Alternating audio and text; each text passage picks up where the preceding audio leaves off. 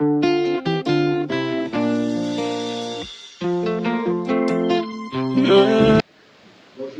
tous, je suis le pasteur Léonard Issico du ministère de Christ Incarné.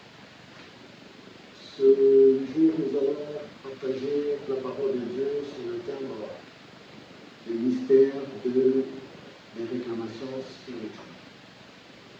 Le mystère des réclamations spirituelles. La vie sur cette terre est faite de beaucoup de choses, beaucoup de mystères, des choses qui sont difficiles à expliquer, des choses qui échappent souvent au commun des mortels. Et l'une de ces choses-là, ça s'appelle une réclamation spirituelle. Dans le livre de Luc, chapitre 22, au verset 31 à 32, nous lisons que le Seigneur Jésus dit à Pierre, à Simon, Simon, Simon, Satan vous a réclamé pour vous cribler comme le froment. Mais j'ai prié pour toi afin que ta foi ne défaille point. Et toi, quand tu seras revenu, affermis tes frères. Alors, dans ce passage, nous relevons beaucoup de choses très importantes, très capitales pour tout enfant de Dieu. Je veux commencer par la première chose, dire que les réclamations spirituelles sont un fait. Elles constituent un fait, vécu, un fait réel dans la vie des hommes et des femmes. Et les réclamations spirituelles ne tiennent compte de personne. Que vous soyez chrétien ou non chrétien, vous pourrez être victime ou objet des réclamations spirituelles. Mais quand on parle de réclamation spirituelle, bien entendu, on peut faire allusion aux revendications. Là où il y a réclamation, il y a revendication dans le droit. Là où il y a réclamation, on clame la propriété sur quelque chose ou sur quelqu'un. Eh bien, dans la vie, il y a des réclamations qui sont faites ici et là, que ce soit dans le physique comme dans le spirituel. Mais les réclamations spirituelles sont les plus dangereuses, les plus sérieuses à prendre en ligne de compte. Eh bien, nous allons voir au moins 5 choses à propos des réclamations spirituelles. Dire, affirmer au moins 4 à 5 choses. La première chose qu'il faut noter, c'est que il y a réclamation spirituelle là où il y a base légale. Là où il y a base légale. Et la base légale, c'est ce qui permet à un individu, à un être, de lancer des poursuites ou des réclamations contre une autre personne. Et donc, pour que les réclamations spirituelles marchent, il faudrait qu'il y ait un terrain légal. Il faut qu'il y ait une base légale. Le diable réclame des gens. Comme nous voyons ici, c'est Simon et les autres apôtres et disciples qui étaient réclamés par Satan. Et le Seigneur Jésus leur a fait savoir clairement. Il dit, Satan vous a réclamé afin de vous cribler comme le froment. Quand il y a réclamation spirituelle, très souvent, les gens victimes ou ciblés ne s'en aperçoivent pas. Parce que ces réclamations-là passent souvent inaperçues. Mais elles sont bien réelles et il y a des choses qui témoignent, qui montrent bien qu'il y a réclamation. C'est pourquoi, quand Satan était en train de réclamer Simon, Pierre, avec les autres, eux ne se rendaient pas compte. Ils ne s'apercevaient pas que Satan était en train de réclamer. Et c'est le Seigneur qui l'a su. Et il les a défendus. Bien-aimés, là où il y a un terrain légal, l'ennemi se mettra à réclamer ce qui est à lui. Nous voyons un autre cas d'exemple dans la Bible avec Laban, dans Genèse 31. Laban, le beau-père de Jacob, qui avait martyrisé, malmené Jacob jusqu'à ce que Dieu va apparaître à Jacob pour dire à Jacob, maintenant il est temps que tu rentres au pays de ta naissance, à la maison de ton père. Et Jacob décide d'y aller, il prend donc ses femmes, ses enfants et tous ses biens et les serviteurs pour partir. Ils sont partis. Et Laban À son retour, il s'aperçoit que Jacob était parti. La première des choses que Laban a fait, c'était d'aller dans son haut lieu, dans sa chambre secrète, là où il gardait ses thérapies, dans ses fétiches. Il est allé vérifier s'ils étaient toujours là. Et il s'est aperçu que non, les thérapies avaient disparu, ils avaient été emportés. Et à cause de cela, Laban s'est décidé de poursuivre Jacob. C'est comme pour dire que lorsque tu détiens par-delà toi ce qui est du diable, le diable ne s'arrêtera pas tant qu'il n'a pas réclamé ce qui est à lui. Et le Seigneur Jésus dit dans le livre de Jean, chapitre 14, verset 30, que je ne vous parlerai plus guère car le prince de ce monde vient et il n'a rien en moi. Il n'y a rien de lui chez moi.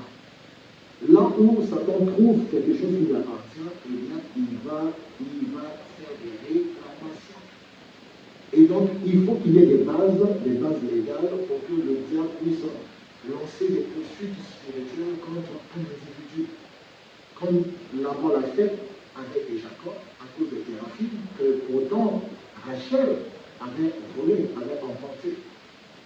Alors, le Seigneur dit clairement que le prince de ce monde vient. Il vient où? Il vient contre lui. Mais il n'a rien de lui chez Jésus. Et donc, il ne trouvera rien, par conséquent, il ne pourra rien. Rien. C'est très important de le savoir. Donc, les réclamations se déroulent sur la base des terrains légaux. Parce que c'est carrément le système judiciaire spirituel. Et Dieu qui est le juste juge, il tient compte de tous ces aspects.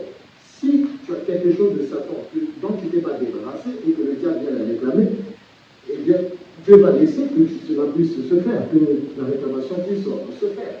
Et donc, la meilleure des choses, c'est pourquoi il est demandé à tout chrétien de confesser et de se repentir de tout le mal, de toute la vie du passé qu'ils ont mené, et de se débarrasser de tout ce que le diable leur a fait donner. Parce que tout péché appartenant à Satan attirera les poursuites de Satan. C'est important à retenir, c'est important à noter. Nous avons dans la Bible des cas des gens qui étaient des serviteurs de Dieu et qui ont succombé aux réclamations du diable. Un homme comme Démas. Démas était un co-ouvrier avec Paul dans le ministère. Mais Paul a dit dans 2 Timothée 4, verset 10, que Démas m'a abandonné par amour pour le monde. Mais d'où vient qu'un homme qui a travaillé avec un grand apôtre comme Paul, il a fait des missions et il a fini par être gagné par le monde. C'est pour dire que les réclamations là ont pu avoir le dessus sur lui. Il avait certainement des bases, des portes qu'il a dû ouvrir et l'ennemi les a utilisées pour le récupérer. Et il est retourné dans le monde. Alors, il faut savoir que les réclamations spirituelles prennent souvent plusieurs formes et se manifestent sous plusieurs formes. Elles sont inaperçues, mais elles sont vécues. Elles sont vécues. Il y en a qui vivent des réclamations à travers leurs rêves, à travers la vie de rêve. Il y en a qui le vivent en plein jour. Les réclamations se font en plein jour. Et ces réclamations prennent parfois la forme des accidents à répétition, des problèmes à répétition, des blocages, etc. Il y a plusieurs signes qui montrent que le diable est derrière une personne, que ce soit un chrétien ou pas. Il y a des signes qui vont montrer. Mais nombreux ne savent pas comment discerner ces signes-là, comment savoir qu'ils sont réellement sous les réclamations. Puisque même Pierre ne le savait pas. Il a fallu que le Seigneur Jésus le lui dise. Il ne s'était pas rendu compte qu'il était sous les réclamations. Il ne s'était pas rendu compte, tout comme les autres, les gens, les Pierre, les gens, les Philippe, les Barthélemy et autres. Ils ne sont pas passés. Mais il y a des signes. Et pour que tu puisses te rendre compte que tu es sous les réclamations, il faudrait que tu consultes le Seigneur.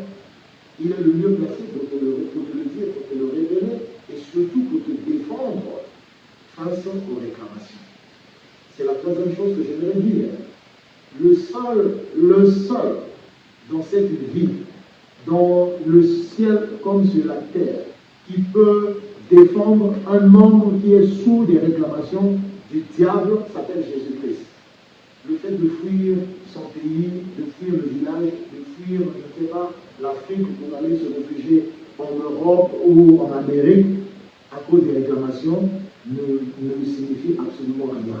Dans le spirituel, il n'y a pas de distance.